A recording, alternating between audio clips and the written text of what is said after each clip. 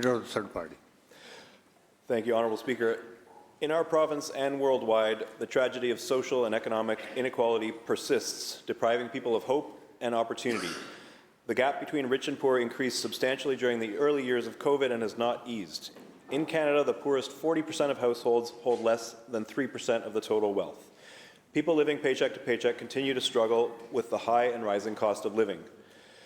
Mr. Speaker, it's easy to denounce taxes during periods of economic uncertainty, but most low and middle income families have been receiving a reliable source of funds through the carbon tax rebate for years, more than they ever paid in tax.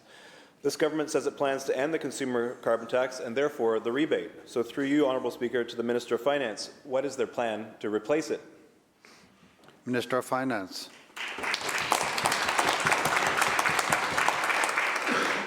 Thank you, Honourable Speaker. Thank you to the member opposite for the question. We've been very clear that when the federal government gets rid of the consumer carbon tax, we too will get rid of the consumer carbon tax, and I'm watching for that legislation and preparing for it. But I do want to speak to the heart of the member's question, which is such an important one.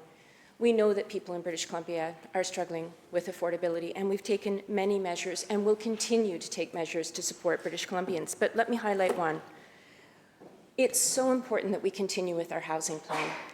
Most people, their largest expense is housing.